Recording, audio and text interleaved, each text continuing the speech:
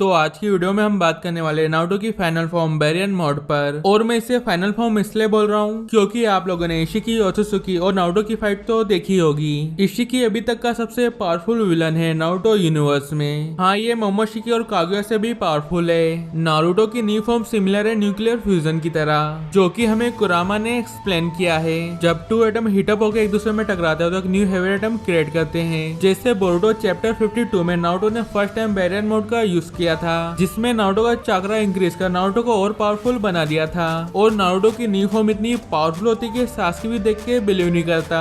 और नारुतो का सिर्फ चाक्रा इंक्रीज नहीं हुआ था, उसकी स्पीड और स्ट्रेंथ भी इंक्रीज हो गई थी। और इशिकी जो कि इंक्रेडिबल है फिजिकल कॉम्बैट फाइट में, मगर नारुतो ने उस पर अटैक कर उसे दूर कर दिया था। और ये देख के कोई बिलीव नहीं करता। यहाँ देख के इशिकी खुद भी ये देख के बिलीव नहीं करता। और सास्की ये देख के समझ जाता अब नारुतो स्ट्रॉन्ग है इशिकी से भी। और नारुतो की पहले फाइट के टाइम नारुतो को कुरामा मोड इशिकी पे अटैक करने में भी स्ट्रगल कर रहा था और उसके सामने थोड़ा बहुत ही टिक पा रहा था। और अब नारुतो की न्यू फॉर्म के बाद नारुतो इशिकी पे अटैक कर रहा है। इशिकी ने नारुतो पे उसकी हाई स्पीड चाकुरा रोड फेंका, जिसे नारुतो ने इंस्टेंट कैच कर लिया। और वो रोड इतनी फास्ट थी कि इसको सासे की शारिंगन भी कैच करने में स्ट्रगल कर रही थी। और उस टाइम लग रहा था कि नारुतो इशिकी को हरा देगा, मगर उसके कुछ टाइम बाद हम देखते कि नारुतो गिरने लगता है और नारुतो का चाक्रा फ्लेम धीरे धीरे जा रहा होता है। नारुतो ने इतनी जल्दी नहीं सोचा था, मगर नारुतो अब समझ गया उसके पास ज्यादा टाइम नहीं है। और कुरामा ने नारुतो को एक्सप्लेन किया था इस फॉर्म के बारे में कि सिमिलर है न्यूक्लियर फ्यूजन की तरह। और मैं आप लोगों को इजी वे में बताऊं तो जब गोकू और वेजिटा फ्यूजन टेक्निक यूज करते हैं ना, उसी तरह। मगर इस फॉर्म में नारुतो कुरामा ने अपना चाकुरा पावर अप कर एक दूसरे में स्मैश का एक न्यू चाकुरा क्रिएट करा है। जिगेन की बॉडी में इशिकी के पास 3 दिन का टाइम होता है नारुतो से फाइट करने से पहले,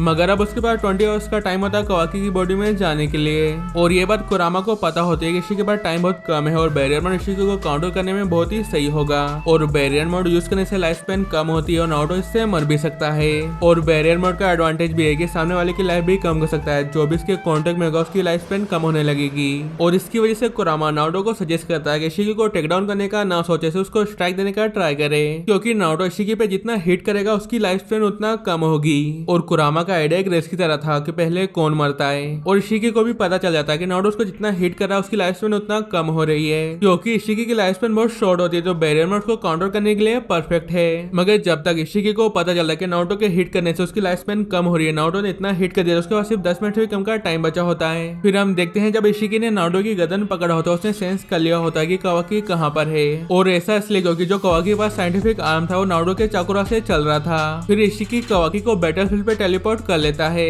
और जैसा कि मैंने वीडियो के स्टार्टिंग में कहा था कि नारुतो इस फॉर्म को ज्यादा यूज करेगा तो नारुतो इससे मर भी सकता है, मगर एक्चुअली में इस फॉर्म को यूज करने पे कुरामा की लाइफ दाव पे लगी होती है। हाँ, मगर अगर इशिकी जल्दी मर जाता तो नारुतो नॉर्मल फॉर्म में स्विच हो जाता, जिससे कुरामा की जान बच भी सकती थी। तो यार आज की वीडियो में बस इतना ही। और फटाक से चैनल को सब्सक्राइब, वीडियो को लाइक करो। फिर मिलते हैं नेक्स्ट वीडियो में, तब तक के लिए बाय बाय।